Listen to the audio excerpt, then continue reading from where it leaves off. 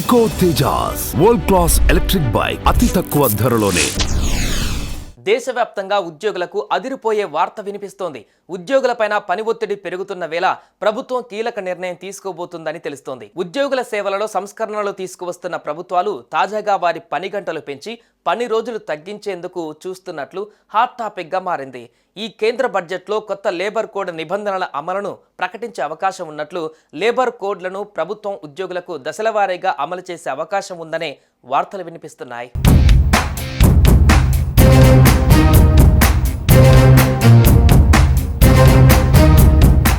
మోదీ ప్రభుత్వం 2025 బడ్జెట్లో 4 labour codes దశలవారీగా అమలు చేసే ప్రణాళికను ప్రకటించే అవకాశం ఉంది. కొత్త లేబర్ కోడ్స్ను ఒక్కసారిగా కాకుండా విడతల వారీగా అమలు చేయాలని కేంద్ర ప్రభుత్వం ప్లాన్ చేస్తుందని రిపోర్ట్స్ వస్తున్నాయి. వచ్చే ఆర్థిక సంవత్సరం నుంచే ఇది స్టార్ట్ అవుతుంది.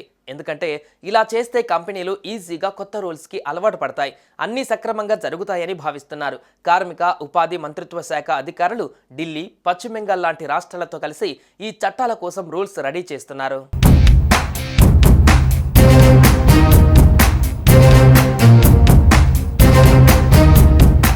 ఈ దశలవారీ ప్లాన్ 3 ఫేజుల్లో ఉంటుంది. ఫేజ్ 1లో అయితే 500 మందికి పైగా ఉద్యోగులు ఉన్న పెద్ద కంపెనీలు మొదటి సంవత్సరం నుంచే కొత్త రూల్స్ పాటించాలి. ఫేజ్ 2లో 100 నుంచి 500 మంది ఉద్యోగులు ఉన్న మీడియం సైజు కంపెనీలు 2వ సంవత్సరం నుంచి కొత్త చట్టాలను లోబడి ఉండవలసి ఉంటుంది. ఇక ఫేజ్ 3 వచ్చేసరికి చిన్న కంపెనీలు అంటే 100 కంటే తక్కువ మంది పనిచేసేవి, వాటికి మాత్రం రూల్స్ పాటించడానికి ఏకంగా 2 ఏళ్ల టైం ఇస్తారు. ఎందుకంటే మన దేశంలో 85% పైగా వ్యాపారాలు చిన్నవి, మైక్రో లెవెల్లోనే ఉన్నాయి. అందుకే ఇలా విడతల వారీగా చేస్తే వాళ్ళకి ప్రిపేర్ అవ్వడానికి టైం దొరుకుతోంది.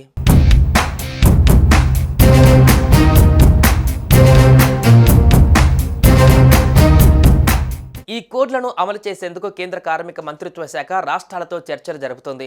ప్రస్తుతం పశ్చిమ బెంగాల్, ఢిల్లీ వంటి రాష్ట్రాలతో ముసాయిదా నిబంధనలను ఖరారు చేసే పనిలో మంత్రిత్వ శాఖ బిజీగా ఉంది. మొదటి దశలో వేతనాలు, సామాజిక భద్రతా కోడ్పై కోడ్ను అమలు చేయాలని ప్రభుత్వం భావిస్తోంది. వచ్చే మార్చి నాటికి అన్ని రాష్ట్రాలతో ముసాయిదా నిబంధనలను ఖరారు చేసే యోచనలో ప్రభుత్వం ఉంది.